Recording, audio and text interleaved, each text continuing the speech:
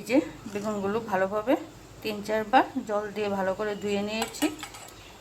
এখন আস্তে আস্তে সব জিনিসগুলো দিয়ে দেব। কিচকি মাছগুলো ভালোভাবে ধুয়ে নিয়েছি। কিচকি মাছগুলো প্রচণ্ড নরম, তার জন্য আস্তে আস্তে দেখাচ্ছি কিভাবে করতে হবে। দিয়ে দিলাম এখানে কেচকি মাছগুলো।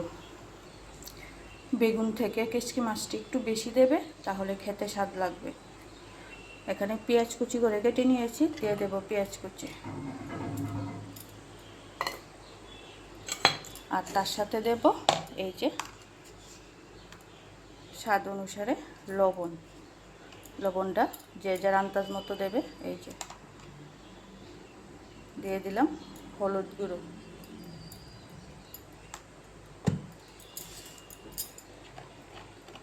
আর তার সাথে দেব সরিষার তেল।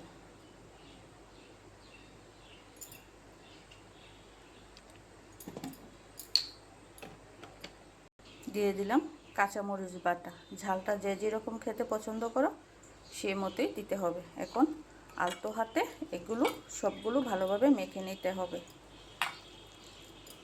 এই যে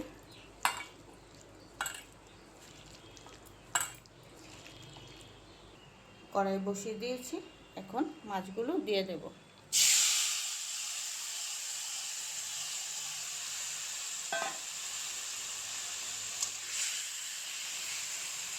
এই মাছগুলো বেশি নাড়াচাড়া করা যাবে না, কারণ কেচকি মাছ প্রচণ্ড নরম থাকে, তার জন্য। এখন যে বাটিটাতে মাখা হয়েছে সেই বাটি ধোয়া জলটাও দিয়ে দেব। আর এই পর্যায়ে জালটা, গ্যাসের চুলার আঁচটা একদম মিডিয়াম টু লো ফ্লেমে রাখতে হবে। তার মধ্যে আমার মনে হলো সরিষার তেলটা একটু কম হয়েছে, আমি উপর দিয়ে আর একটু দিয়ে দেব।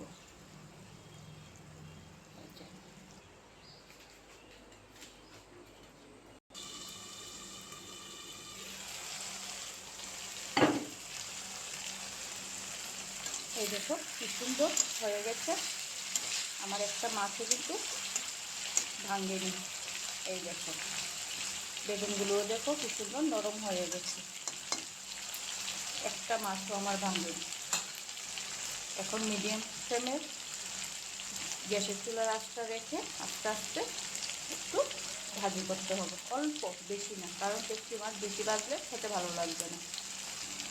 এখন দিয়ে দেব ধনে পাতাগুলো। এখন দিয়ে দেব জল।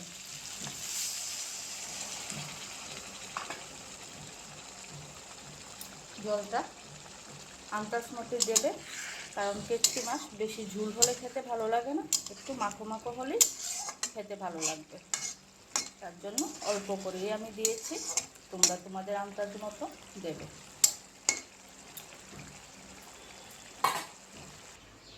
কীরকম হয়েছে আমার তরকারিটা অবশ্যই কমেন্ট করে জানাবে। ভালো লাগলে লাইক কমেন্ট শেয়ার করে দেবে। এই দেখো মাছগুলো কি সুন্দর আস্ত রয়েছে, একটা মাছও ভাঙেনি কিন্তু। এরকমভাবে একবার বানিয়ে খেয়ে দেখবে, ভীষণ টেস্টি লাগে। ভালো লাগলে লাইক কমেন্ট শেয়ার করে দেবে, আর অনুগ্রহ করে ফলো করে দেবে, যাতে তোমাদের একটা ফলো বা লাইক কমেন্টে আমারও আগ্রহ বাড়ে। পুরো ভিডিওটা দেখার জন্য ধন্যবাদ।